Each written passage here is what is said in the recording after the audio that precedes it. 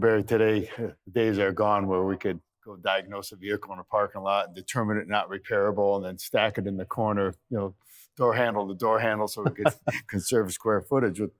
With this new EV market that's really upon us, it's a whole different ballgame. And I know you do a lot of them. So what are some of the things that we have to consider with the EV market with regards to storing these vehicles, and especially after they're deemed not repairable? Right. So what we have is we have a completely separate process from our ICE vehicles versus our EVs. And it's basically a more thorough diagnostic process, especially before we bring the vehicle in for the repair sequence. We want to know as much as we can about it and what's going on. There's really no way, there's some points that you can look at it from with the infrared camera and see it. I don't know that all always exists. You have to use your best judgment, and I think the best way to do that is to, again, from our aspect, it goes into service first. And if it doesn't pass their litmus test on what's wrong with it, if they're worried about what's going on, we will, because the main thing you worry about here is thermal runaway. And that doesn't happen, or doesn't have to happen immediately. It could be a day or two or three or a week later or 2 weeks later if something is there. When you say thermal runaway, what do you mean? So once the vehicle goes into a thermal runaway, what that means is that it's basically impossible to stop it. Once the fire starts, once the chemical reaction happens, it's basically impossible for us as repairers to stop it.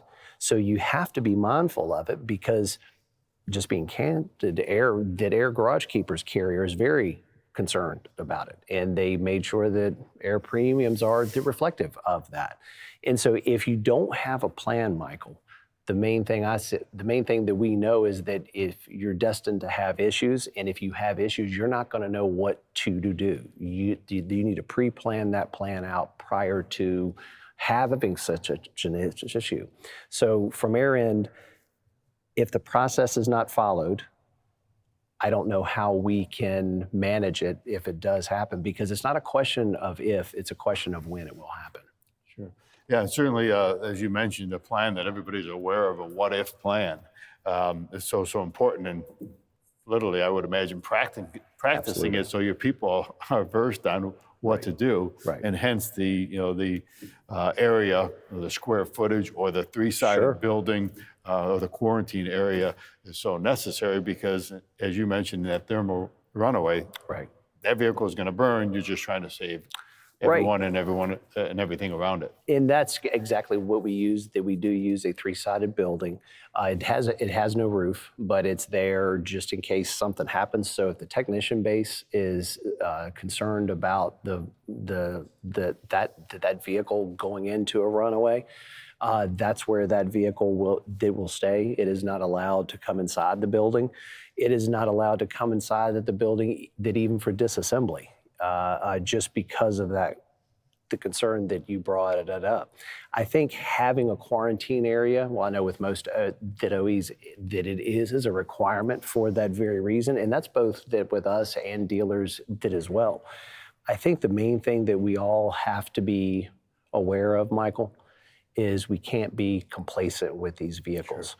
And I think that's a lot of what happens now, is that we are the complacent, and these are things that will certainly come back to haunt us at some point. Absolutely. If you found today's tip helpful, please hit the thumbs up, subscribe to the channel, and share the video. Comment below for any future suggestions. These videos are made possible by SCRS.